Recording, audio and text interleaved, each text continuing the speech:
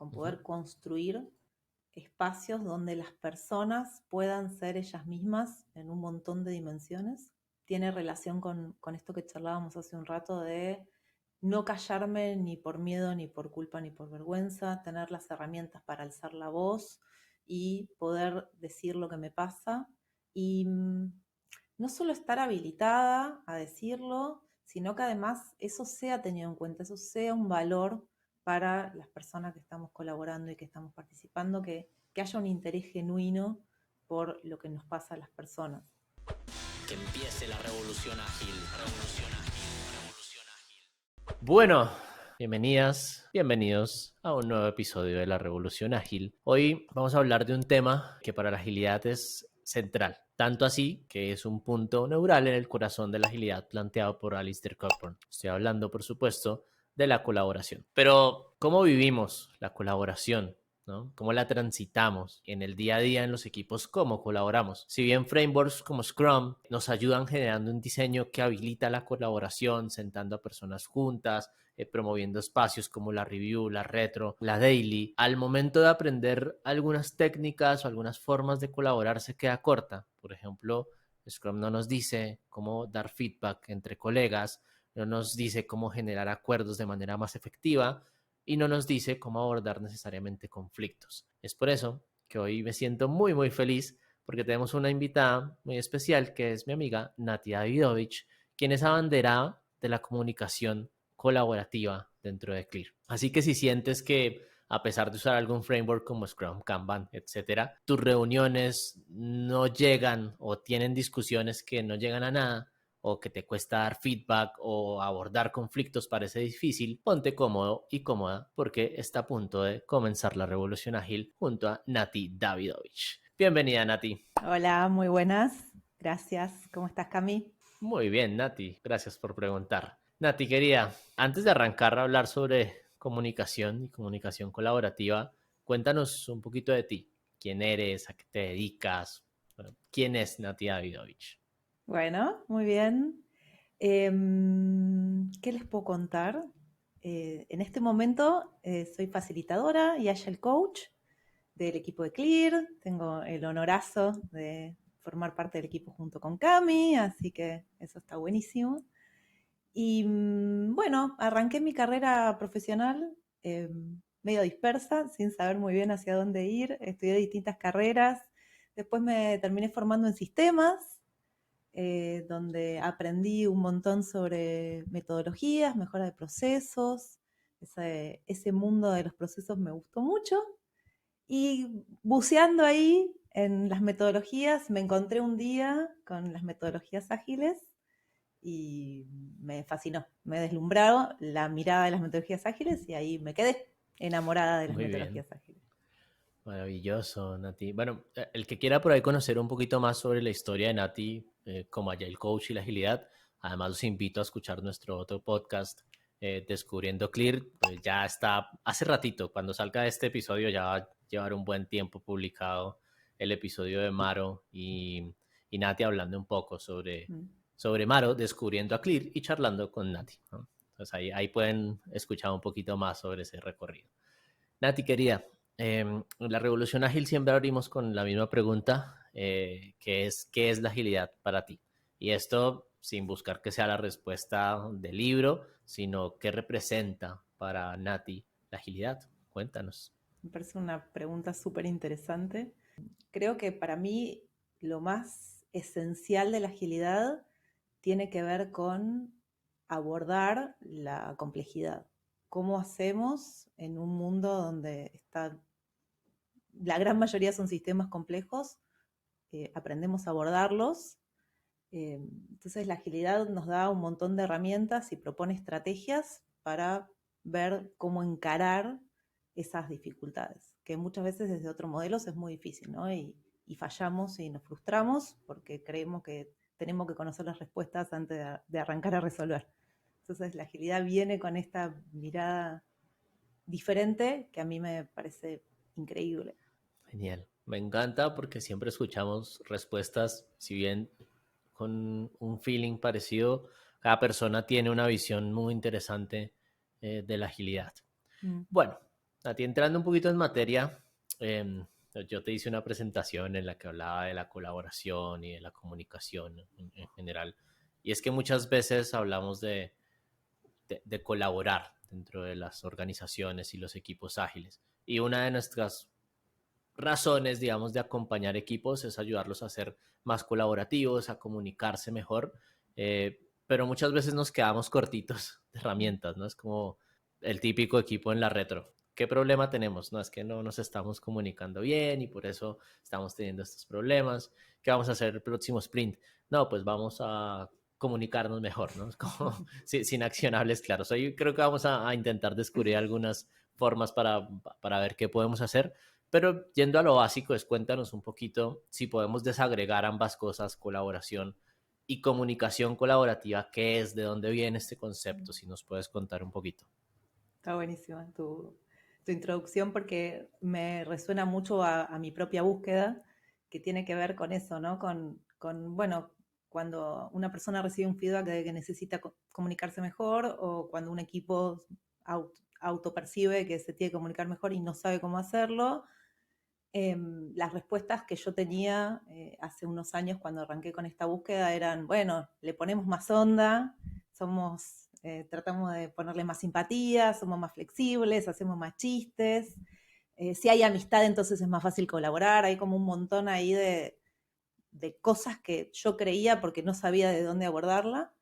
Y si bien creo que, como mencionaste al principio, los frameworks y las maneras que, las prácticas, los procesos nos ayudan a tener contextos más colaborativos, hay algo central que tiene que ver con la manera que nos comunicamos. Entre todas las aristas que puede tener la colaboración, hay una que tiene que ver con la comunicación propiamente dicha, y ahí es donde nace la comunicación colaborativa. La idea de qué podemos cambiar, qué podemos desaprender y reaprender de nuestra manera de vincularnos y comunicarnos, que potencie la colaboración. Y el espacio en donde se basa es la comunicación no violenta, una forma de comunicación propuesta por Marshall Rosenberg, que está alineada con esto, ¿no? Con tratar de comunicarnos en un espacio donde estemos expresándonos en armonía con nuestros valores. Se me acaba de ocurrir otra pregunta del medio y es el para qué comunicación colaborativa, además dentro de los equipos, como, ¿cuál es la razón? Entendiendo un poquito de dónde viene y además si nos puedes profundizar un poquito en la diferencia, si es que la hay, ¿no? Porque no lo sé, entre comunicación colaborativa y comunicación no violenta, que a lo mejor muchos de los oyentes, como somos agilistas, conocemos un poquito más de comunicación no violenta porque el libro es además bastante conocido en la comunidad. A ver, la diferencia, comunicación colaborativa es una de las traducciones posibles de comunicación no violenta.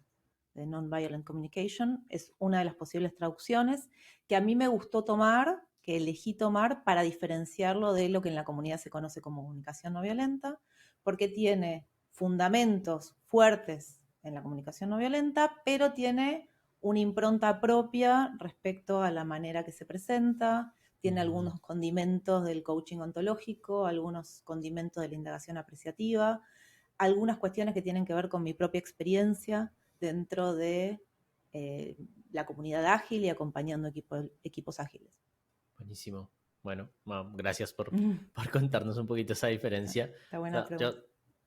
Yo decía esto de que muchas veces damos por sentado de que la agilidad, digamos, promueve la comunicación, pero al menos a mí me pasó muchas veces como que a pesar de que la agilidad construya entornos que promuevan la comunicación y la colaboración, luego es difícil atravesarla en espacios como mencionaba, como puede ser la retro, cuando hay conflictos o necesitamos dar feedback o decirle algo a alguien sin utilizar las estructuras más tradicionales de comunicación en las organizaciones, como suelen ser las jerarquías, ¿no? En la que yo te digo y tú simplemente haces casos.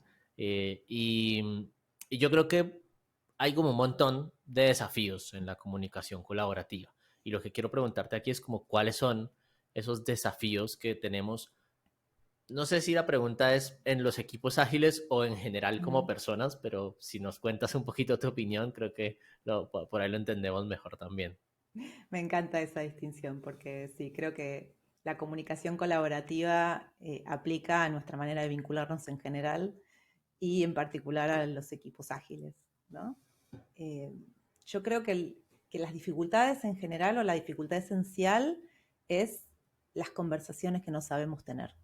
Hay conversaciones, cosas que necesitamos decirnos, que nos pasan, que no tenemos, no sé si las herramientas o el hábito o la cultura, no sé bien qué nombrecito ponerle a eso, donde no decimos lo que tenemos que decir. Tenemos dos conversaciones en paralela. La conversa interna, donde yo opino y digo un montón de cosas, y la conversa externa, donde yo explicito. Y en un montón de oportunidades, esas dos no son concordantes. Entonces, lo que pasa es que para mí empieza a haber una disociación entre lo que me pasa internamente, la manera que interactúo con las otras personas, y eso empieza como a generar fragmentación por todos lados. Entonces lo que empieza a pasar es que yo tengo cierta emocionalidad, tengo ciertas expectativas cada vez más grandes y cada vez más diferentes a lo que explicito y expreso para afuera. Y eso empieza a generar un montón de fragmentación. Entonces, lo que viene a proponer la comunicación colaborativa es alinear esas dos conversaciones, alinear un poco más la conversación que yo tengo internamente con la conversación que tengo con las demás personas y así poder articular de una manera mucho más honesta la manera de interactuar y desde ese lugar habilitar mucho más la colaboración. Me gusta ese concepto de la conversación interna y la conversación externa. Yo creo que constantemente estamos teniendo conversaciones internas y externas. En este momento, teniendo conversación contigo, mientras te escucho, seguramente estoy pensando de frente la siguiente pregunta o estoy pensando la respuesta. Y a veces es difícil, digamos, un poquito también quitarnos como esa máscara que llevamos en las conversaciones y más en los equipos, ¿no? Porque, ¿cómo le digo yo a tal persona que lo que está haciendo me resulta incómodo, que lo que está haciendo está vulnerando algo en mí y me hace sentir cierta emoción? Y casi siempre lo que hacemos es dejarlo pasar, ¿no? Porque decimos, es que el trabajo es el trabajo, ¿no? Yo en el trabajo, pues me comporto de cierta manera y hay cosas que puedo pasar. En casa a lo mejor lo hago distinto y soy más abierto con mis sentimientos y emociones. Y, ¿qué opinas vos de esa distinción que estoy haciendo? Me da curiosidad de, ¿será que somos uno en el trabajo, otra persona en casa? ¿O cómo lo ves, Nati? Me parece que hay algo de que sí somos distintas personas en los distintos contextos, pero quienes somos en un contexto particular no puede dejar afuera nuestros sentimientos y nuestras necesidades.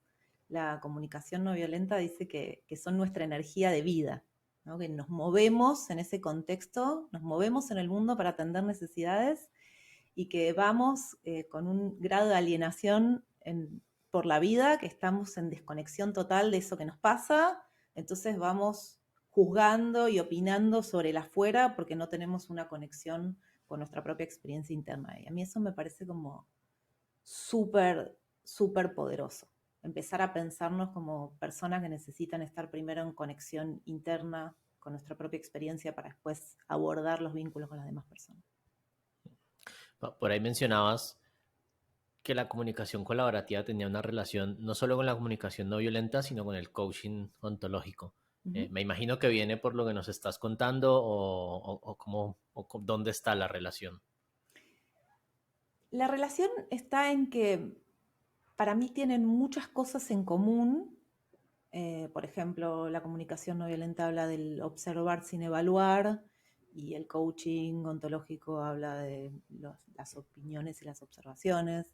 Entonces, hay algo ahí donde hay algunas explicaciones que trae el coaching ontológico que yo uso para darle soporte a las explicaciones de la comunicación no violenta que tal vez no vienen directamente de ese marco, o tal vez algunas cuestiones que tienen que ver con feedback, por ejemplo, que tomo de la indagación apreciativa, que tal vez la comunicación no violenta no habla necesariamente de feedback, habla de formas de expresar lo que nos pasa y hay algo como un merge entre la comunicación no violenta, el coaching ontológico y la indagación apreciativa.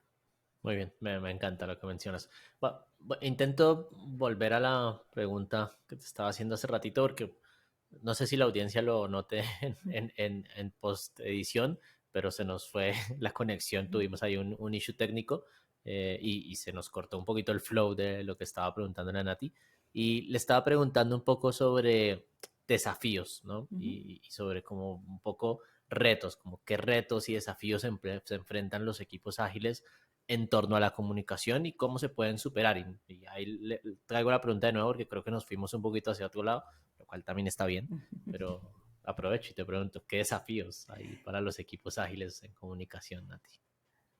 Me encanta la pregunta. Yo había arrancado a contarte esto de la idea de que hay conversaciones que no tenemos. Y creo que el desafío particular para los equipos ágiles y en general para las personas es tener esas conversaciones.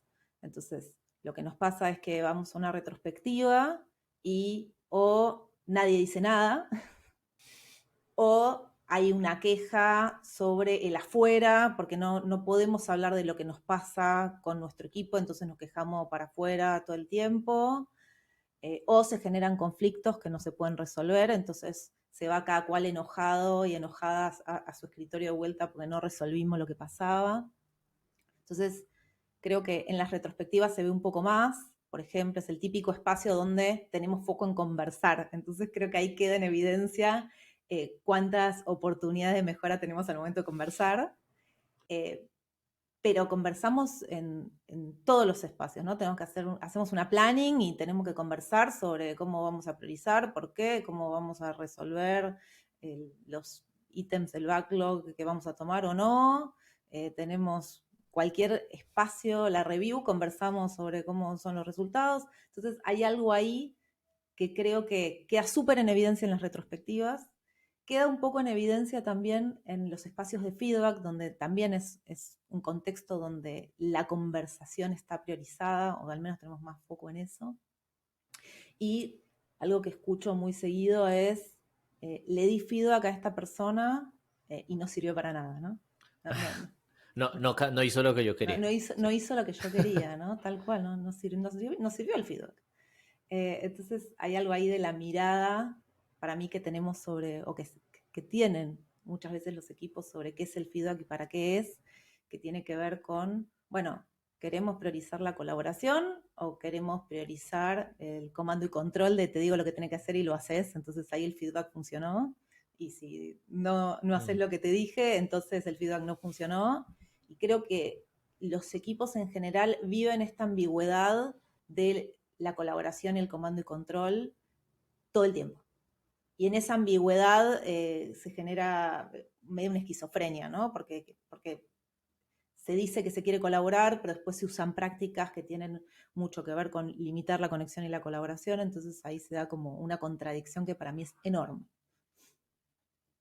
Uf, está bueno eso que me cuentas. Voy viendo varias cosas. Una que me parece interesante es como escapar un poquito también del ego, ¿no? Que es como del yo tengo la razón. Si yo te doy feedback es porque identifico que vos hiciste algo malo, que tú tienes que mejorar en determinada situación. Y bueno, a mí también me gusta estudiar un poco sobre comunicación, soy cercano a Nati y creo que el buen feedback tiene, digamos, esa característica de que no puede ser solamente de ida, sino que tiene que ser además de ida y vuelta, ¿no? Es como implica quitarse el vestido del ego y decir, ok, tengo algo para decir que me está generando ciertas emociones, pero puede ser que mi interpretación de lo que suceda cambie cuando escuche también a la persona a la que le estoy dando feedback. Creo que eso requiere mucha complejidad y más en los entornos de management más tradicional, en los que tenemos líderes y hay personas que vienen acostumbradas a yo doy feedback y se hace lo que yo diga, porque yo tengo, digamos, la razón, ¿no? Que tiene que ver con eso de que promovemos la colaboración, pero en entornos que se prestan muy poco para la colaboración, ¿no? Me gusta eso que planteas, Nati. Sí, y me gustaría Dale. agregar algo más sobre esto del feedback, que a mí el feedback me parece como un tema interesantísimo porque para mí hay dos miradas, ¿no? Sobre el feedback, bueno, hay muchas, pero en general lo vemos como un momento en el cual levantamos el dedito y le decimos a la otra persona lo que tiene que hacer, pero podemos verlo como una oportunidad de conectarnos con lo que estamos necesitando y lo que estamos sintiendo, que es tal cual lo que mencionabas vos, y es una confesión sobre eso que nos está pasando y contarle a la otra persona qué estamos experimentando y lo que estamos necesitando. Además de tener una oportunidad de modificar lo que son los juicios de valor, los juicios moralistas por los juicios de valor, que esto es algo que trae la comunicación no violenta, que es, bueno, un juicio, ¿Nos cuentas un poquito la diferencia por si alguno no la tiene por ahí? por supuesto. El juicio de valor tiene que ver con las cosas que yo valoro. No sé, a mí digo que es un lindo día porque valoro el calor del sol. O digo que, qué sé yo, una persona es simpática porque yo valoro, qué sé yo, que me mire a los ojos. Entonces, hay algo ahí de lo que yo valoro y ser consciente de mi propia valoración. Y está el juicio moralista en contraparte a eso, que es creer que mis valores son los valores universales y que las personas que están alineadas con mis valores hacen las cosas bien y las personas que no están alineadas con mis valores hacen las cosas mal. Y ahí es donde aparece algo que para mí, yo le digo que es la clave del feedback inefectivo, ¿no? Un feedback seguro va a ser inefectivo en el momento en que te pones el sombrero del moralismo y le decís a las personas lo que hacen bien y lo que hacen mal, en lugar de hacerte cargo de que hay algo que vos valorás y que estás contándole a esa persona si está alineado o no con tus valores. Muy bueno. Entonces tendríamos que acercarnos más a los juicios de valor que a los juicios moralistas, ¿no? Totalmente. Muy bien. Pero en nuestra cultura nos enseñan, o al menos a mí y en mi cultura local, los juicios moralistas están súper presentes, ¿no? Y creo que son causantes de mucho dolor, innecesariamente. Yo creo que, bueno, ahora que lo mencionas, creo que puede haber incluso en nuestra misma comunidad o en nuestra profesión en el Agile Coaching, hay un montón de juicios moralistas, ¿no? Porque, Uh-huh. y yo lo he escuchado un montón de veces, es que los agilistas somos radicales, somos eh, talibanes, queremos ir a hacer la agilidad como sea, es la única respuesta. Entonces también tenemos que, digamos, soltar un poco el juicio moralista sobre los procesos y las organizaciones que acompañamos, ¿no? Fue la reflexión que me fue surgiendo. Sí, y me parece que la agilidad también presenta sus valores, ¿no? Hace explícitos cuáles son sus valores y podemos decir, esto está alineado o no con nuestros valores como agilistas, pero no significa que esté universalmente bien o universalmente mal, y ahí Claro.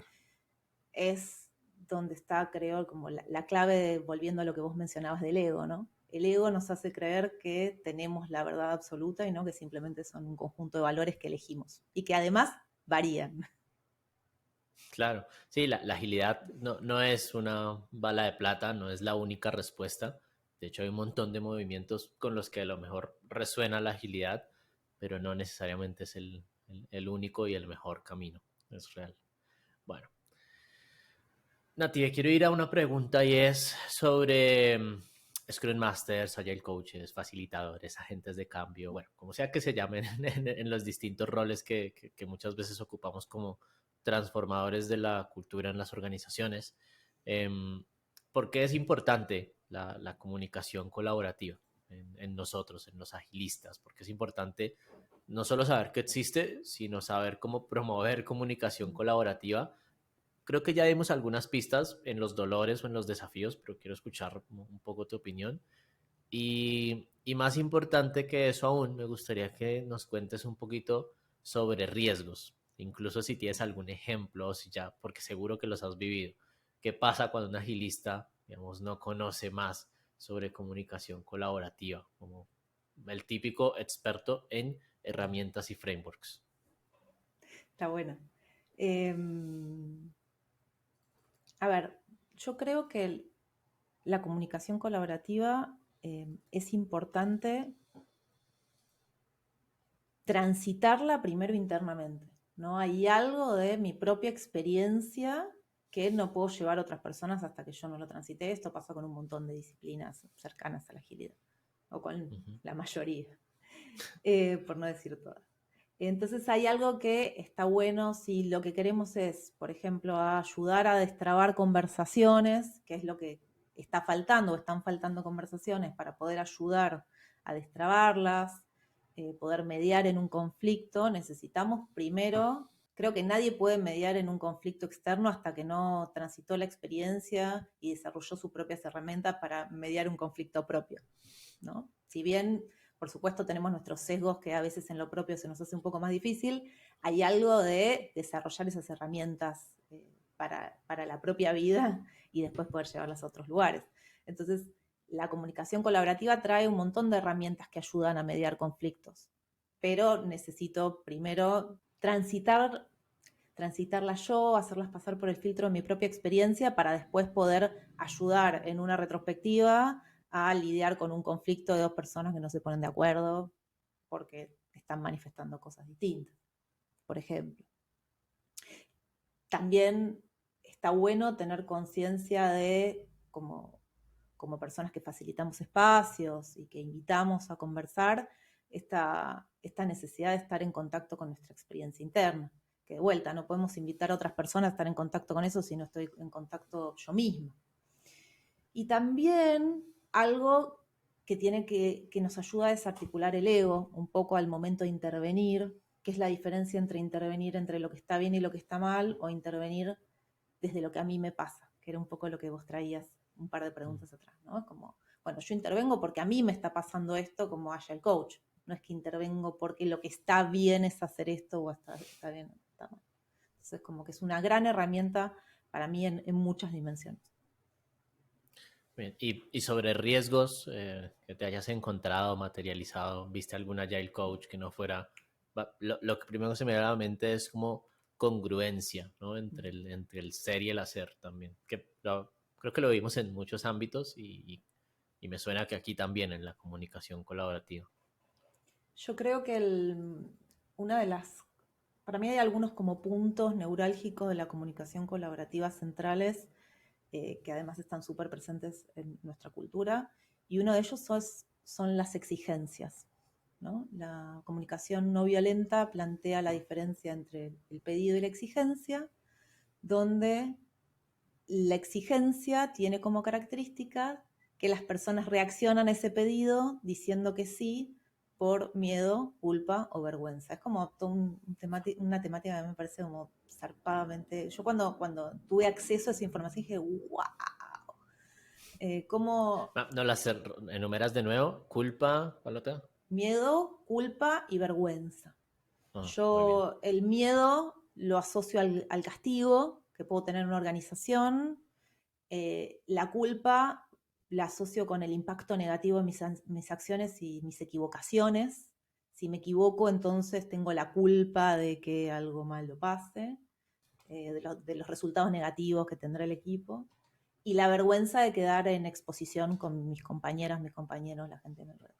Entonces, muchas veces, y la comunicación no violenta dice, bueno, si en lugar de hacer pedidos, hacemos exigencias y esperamos un sí por miedo, culpa o vergüenza, lo que pasa es que a corto plazo se logran los resultados, porque la gente dice que sí, mucho más seguido, con mucha más frecuencia, pero a mediano plazo se desgastan las relaciones y se hace imposible la colaboración. Y volviendo a la pregunta, creo que las personas, agile coaches o personas que facilitan espacios o personas que lideran espacios, muchas veces las veo en el mundo de las exigencias. Y creo que esa es una recontradicción. Colaboremos, digo, ahora y en 5 minutos estoy exigiendo. Es como, bueno, chao, nos vamos a casa. Qué bueno eso. Este podcast, Nati, yo voy a decir que el objetivo es que sea controversial. Que hagamos crítica sobre nuestro propio labor, sobre nuestros antipatrones. Y esa última frasecita que dijiste me encanta. Te quiero preguntar si tienes algún ejemplo en concreto de cómo lo viste y para que seamos conscientes. A lo mejor más de uno dice, pucha, no me había dado cuenta. Y yo también estoy viviendo en el mundo de las exigencias, porque muchas veces no somos conscientes de nuestros propios sesgos o de nuestros propios errores, digamos, como personas, ni siquiera como agile coaches, como personas, ¿no? Desde el momento, te voy a dar un ejemplo súper chiquito, que es desde el momento en que esperamos que en una retro le demos la palabra a alguien y esa persona hable, le estamos exigiendo, ¿no? Estamos generando que una persona responda por miedo, culpa, vergüenza a decir algo que tal vez no tiene ganas, bueno, o lo que sea, ¿no? Desde que le pedimos algo específico a alguien, públicamente o privadamente, y esperamos un sí, ya estamos Mm, y el mundo de las exigencias está como súper presente. Creo que si nos detenemos vos y yo 30 segundos a pensar las exigencias que tuvimos hoy con las personas que interactuamos, seguro que tuvimos. Entonces, bueno, me parece que es algo como que está es súper central de nuestra manera de vincularlos y que requiere un esfuerzo muy grande de deconstrucción, sacarnos las exigencias. De mm. algunas somos más conscientes, de otras no, por supuesto, pero hay algo ahí del proceso de desaprender que es súper, súper heavy para mí. Claro. En contraposición, para que nos des una idea de cómo podemos evitarlo, porque este es un, no sé si error, pero es un patrón común, el de, bueno, Juan, ¿vos qué opinas de este? O ahora escuchamos a tal persona y que muchas veces la persona se siente vulnerada y responde, pero por alguna de las razones que dijiste. Ujú. Desde la facilitación hay varias formas de abordarlo para que no sea una exigencia. Si nos cuentas una o un par de formas, por ahí ¿no? le ayuda a la audiencia para saber cómo abordarlo desde la misma facilitación. En ese ejemplo concreto que creo que aplica bien desde la facilitación. Desde la facilitación, dejar en claro que es una invitación el participar y que generar el contexto para que eso sea, ¿no? Como que hay algo de, a mí me pasa muchas veces cuando participo de espacios y la propuesta es ir en círculo, ¿no? Estamos, no sé, sentados en Así. ronda, sentadas en ronda y vamos en círculo. Ahí, de la manera que está configurado el espacio, no hace falta ni que me obliguen, ya como está articulado me siento obligada a decir algo en esa ronda, Mm. ¿no? Entonces hay algo ahí de algo que está súper naturalizado, que puede ser o armar otras formas de participación donde las personas espontáneamente, proactivamente puedan participar, o habilitar explícitamente que puedo decir paso, ¿no? Paso en el sentido de no quiero decir nada y está bien y no hay un juicio. Y, por supuesto que en los espacios se genere esa conciencia de que vale decir, digo nada, mi espacio de decir es nada y que siga adelante, es una posibilidad también y que está todo bien Uf, con eso. me gusta eso que mencionas porque como facilitadores nosotros tenemos poder, un Ujú. cierto poder sobre el proceso, digamos que estamos facilitando, valga la redundancia, y ese poder hay que tomarlo con una, como diría el tío de Peter Parker, con todo gran poder, conlleva una gran Mm. responsabilidad. Yo creo que hay que tomarlo con mucho cuidado y me encanta eso de explicitar, ¿no? El paso o el no tengo, digamos, ganas de hablar. Y yo he notado, además, que es muy común esto de, no, pero es que lo que pasa es que yo llego a la retro y nadie habla. Ujú. Y todos están en silencio. Y lo que yo hago como facilitador es como, pues no, le digo a tal persona que hable para escuchar su opinión, a ver si eso es un disparador de conversaciones.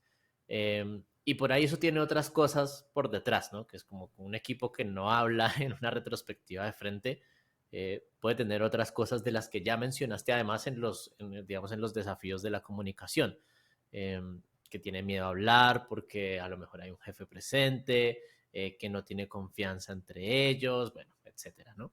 Yo, como lo venimos hablando y como me lo estás expresando, veo a la comunicación colaborativa como una vía para generar también seguridad psicológica dentro de los equipos, ¿no, Nati? Es más o menos lo que voy entiendo, lo que voy entendiendo.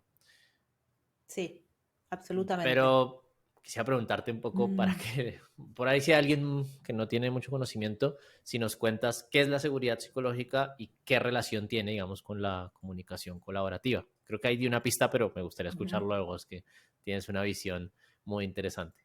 Yo, dentro del contexto de la comunicación colaborativa, lo asocio con espacios seguros, con Uh poder -huh. construir espacios donde las personas puedan ser ellas mismas en un montón de dimensiones. Tiene relación con esto que charlábamos hace un rato de no callarme ni por miedo, ni por culpa, ni por vergüenza, tener las herramientas para alzar la voz y poder decir lo que me pasa Y no solo estar habilitada a decirlo, sino que además eso sea tenido en cuenta, eso sea un valor para las personas que estamos colaborando y que estamos participando, que haya un interés genuino por lo que nos pasa a las personas.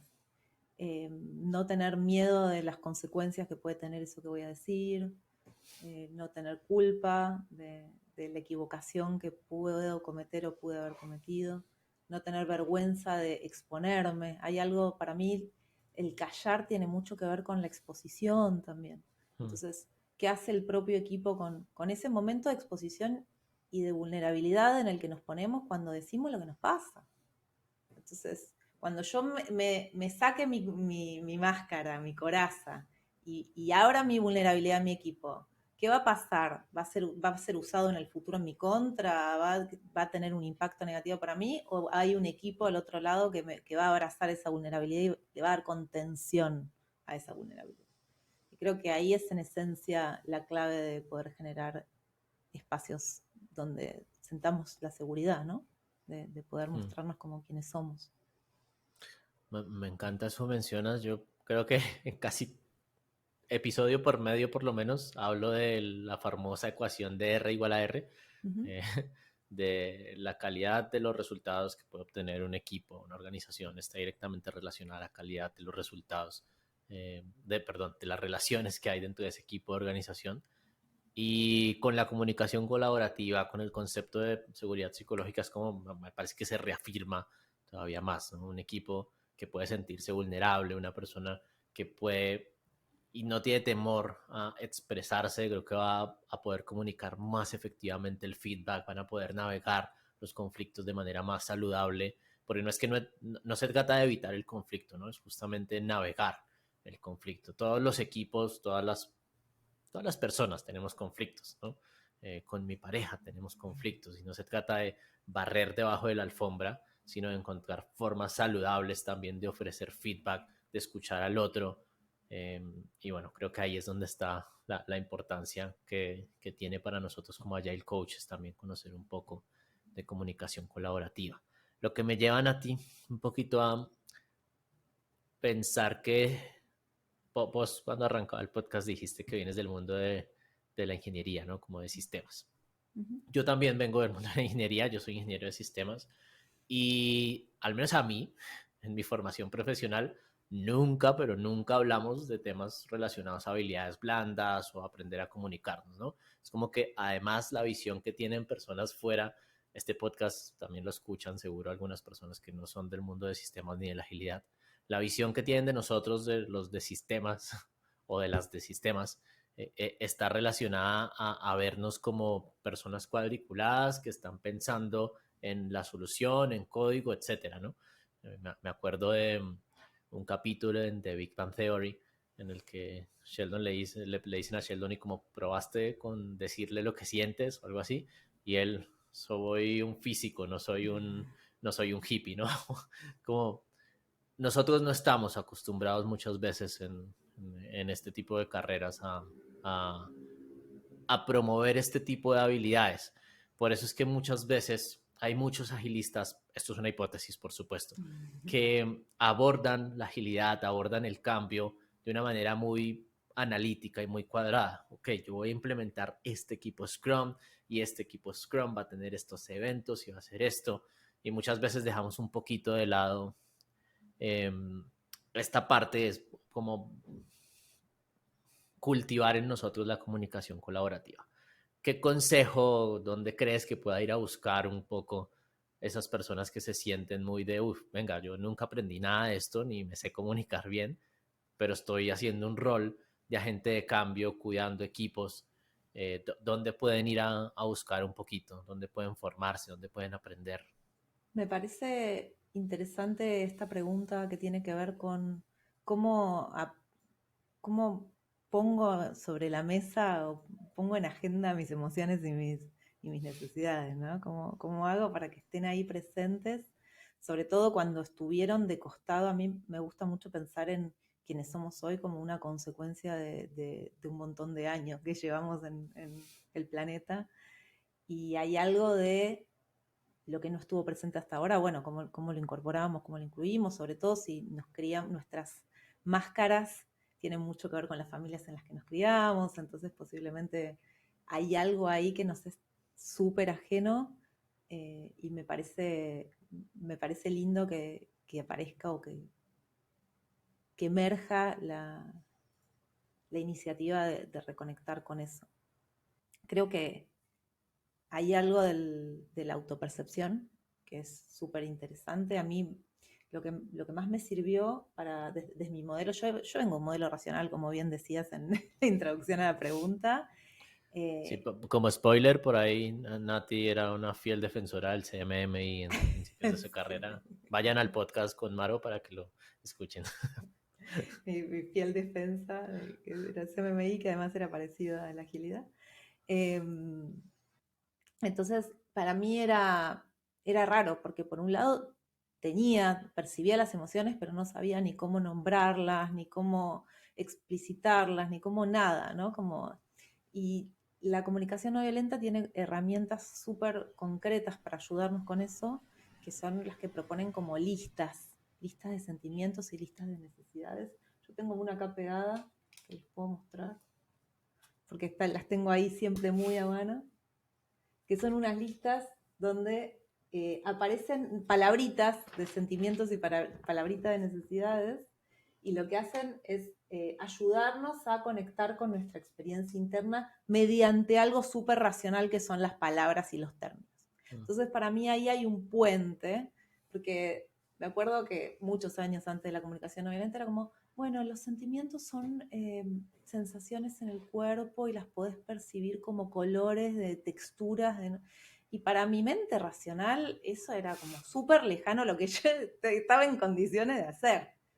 Entonces, si bien hoy en día con la conciencia que tengo hoy tiene sentido para mí esa descripción de lo que son las emociones, en su momento era como, no, paren, es una pavada, hippies, de la misma manera que hubiese contestado Sheldon. Entonces, hay algo, para mí hay un puentecito que tiene la comunicación no violenta, que es cómo alguien racional se conecta con sus sentimientos y sus emociones, y son, bueno, lo que desde la comunicación no violenta son las listas de sentimientos y necesidades, que a partir de hacer pattern matching, de veo nombrecitos de palabras, que eso es bien de la cabeza, veo si tiene algo que ver con lo que yo estoy experimentando, me permite ahí reconocer qué me está pasando, o me ayuda a desarrollar mi vocabulario emocional. Muchas veces lo que nos pasa es que no tenemos palabras para nombrar eso que nos pasa, entonces nos ayuda a desarrollar ese vocabulario, nos ayuda a tener presentes posibles emociones o necesidades que no sabía que estaban, y dije, mira, tal vez lo que me pasa es que me siento, qué sé yo, agobiada.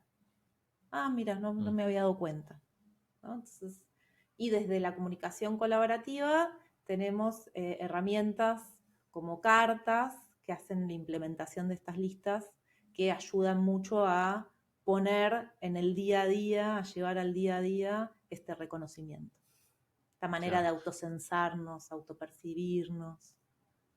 Entonces nuestra responsabilidad es, uno, entender nuestras propias sentimientos, necesidades, emociones, y dos, llevarlo también a las personas con las que trabajamos, darles, digamos, herramientas a los equipos, ¿no? Uh-huh. Sí, Muy a mí bien. me pasó hace poquito una participante de uno de los talleres que facilito, que decía, bueno, pero el equipo no habla de sus emociones. Entonces yo les pregunto por sus emociones y no me contestan nada. Es como, bueno, ¿estás ayudando de alguna manera a que esas personas se conecten? Que tal vez sí, seguramente un equipo de sistemas, ¿no? Entonces, bueno, herramientas para esto son las listas, son las cartas. Claro. Sí, claro, además que la gama de sentimientos que uno, digamos, más o menos identifica es más o menos como estoy enojado, estoy feliz. Y no, no hay mucho más ahí. Uh-huh. Y hay muchas otras ahí para identificar. Sí, peor aún, me siento bien, me siento mal, ¿no? Sí, ¿Cómo sí, estás sí, hoy? sí. ¿Bien? Mal. O muy bien o muy mal, como mucho. Bueno, abogando a esa racionalidad en la que muchos estamos, yo me identifico mucho con ser una persona más bien racional y, y querer tener una respuesta a cosas que a lo mejor muchas veces son difíciles de de racionalizar. ¿Qué herramientas nos puedes recomendar para promover la comunicación colaborativa como Agile Coaches? O sea, hablando más puntualmente de herramientas que existan, no tienes que explicarlas para que no se nos vayan 10 horas aquí, pero si mencionas algunas, pues. Bueno, esta que decía hace un ratito de las cartas de conexión, que tienen que ver con distintas dinámicas que las mismas cartas traen, propuestas, para que los equipos puedan identificar grupalmente. Hay algunas dinámicas que son individuales también, que son mini procesitos para conectarse con lo que estamos experimentando como equipo o como personas individuales. Después, para mí, uno de los caballitos de batalla de la comunicación no violenta, que tiene una implementación con mi propia impronta, pero implementación de eso al fin, son la guía ágil de expresión honesta, que es cómo hacemos para desarticular o ordenar la ensalada mental que tenemos cuando estamos en una situación conflictiva.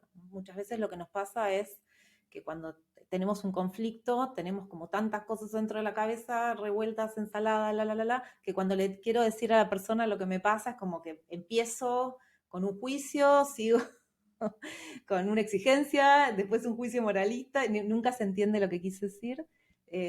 La comunicación colaborativa y no violenta propone 4 pasos para ordenarnos sobre cómo expresar lo que nos pasa. En mi versión hay como 2 iteraciones. Hay una primera iteración donde yo uso la expresión honesta para conectarme con lo que a mí me pasa. No hay un explicarle a otra persona lo que me pasa sin antes transitar el proceso de ordenarme yo. ¿Qué me pasa a mí? ¿Qué estoy queriendo que suceda? ¿Cuáles son mis expectativas? Entonces, en una primera iteración me ayuda a conectarme conmigo y en una segunda iteración me ayuda a ir a la otra parte a contarle todo esto que estoy experimentando. Esas son de las principales herramientas para mí que contribuyen a acompañar equipos. Perfecto, me encanta lo que mencionas. Nati, vamos con más preguntitas. Ya estamos peligrosamente cerca del cierre, pero tengo varias preguntas por aquí preparadas. Antes de la conversación, por supuesto, tuvimos un espacio de preparación con Nati para que lo sepan los oyentes. Y vos me mencionabas que existen antipatrones de colaboración. No sé si quieras compartirnos algunos antipatrones que existan para ver si nos sentimos identificados también por este lado. Dale, me encanta, eso es una temática que me apasiona, los antipatrones. Ya los estuvimos mencionando sueltos, pero podemos hacer como un listadito de esos antipatrones. Los primeros tienen que ver con cuando queremos referirnos a hechos objetivos, poner nuestras propias opiniones.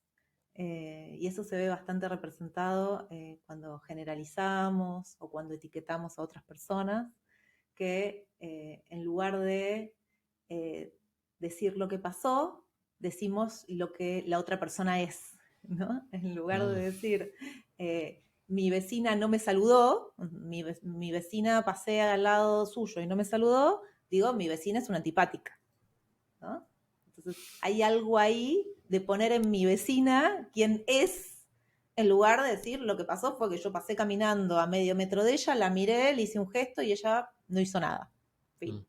Pongo mi juicio de valor como una realidad, además, ¿no? Es como, así es. Ella es antipática, ¿no? Y de repente eso la transforma y se vuelve antipática porque a mí me pasó eso. Entonces es un antipatrón súper común y al momento de tener una conversación y llegar a un acuerdo, esos antipatrones nos limitan mucho. Porque claro, yo pongo las etiquetas del otro lado, el otro lado pone las etiquetas para este y nos es imposible ponernos de acuerdo. Entonces, desarticular eso es importantísimo para poder empezar a generar acuerdos. Después hay otro antipatrón que también me gusta mucho, que es el de la alienación, ¿no? El ir desconectada de lo que me pasa para también ir poniéndole a las otras personas lo que me hacen, ¿no? Hay un antipatrón que a mí me encanta, que se le llama el siento qué, ¿no? Yo quiero decir un sentimiento, pero le pongo el siento que y meto el juiciazo más grande de la historia. Entonces, siento que mi vecina es antipática. Entonces ahí estoy autorizada a decir cualquier cosa, pues, pero es lo que yo siento. Yo siento que ella es antipática, ¿no? Entonces ahí hay algo donde confundimos la emoción con lo que opino y meto las dos juntas y sale. Y es generador de mucho conflicto también, ¿no? Y se escucha muy seguido, sobre todo en las discusiones. Y el tercero que me parece central también es el de las exigencias, que ya charlamos un montón. Esto de, en lugar de pedir, exigir. Claro. Muy bien. ¿En qué otros ámbitos, Nati, que no sean nativos de la agilidad, por si alguna otra persona que no está en un equipo ágil o no es un facilitador, crees que sea importante cultivar la comunicación colaborativa? A mí la respuesta obvia es que en todos los ámbitos, pero, por ejemplo, ¿para qué tipo de líderes en organizaciones que a lo mejor tengan también como que, uy, yo no le había puesto cuidado a esto y debería estar mejorando la forma en la que me comunico y la forma en la que se comunican las personas cercanas a mí? Para mí todo lo que tenga que ver con educación es súper interesante y es súper importante que esté presente esta manera de vincularnos y cómo se les enseña a las personas desde este lugar. Y me parece que sí, en todos los entornos donde haya personas vinculándose es importante. Muy bien. Bueno, Nati, antes de irnos al cierre, que ya se aproxima cada vez más, Se pasó volando. se me pasa. Sí, muy, muy rápido. Quiero preguntarte porque aquí muchos de nuestros oyentes quieren respuestas, dame respuestas.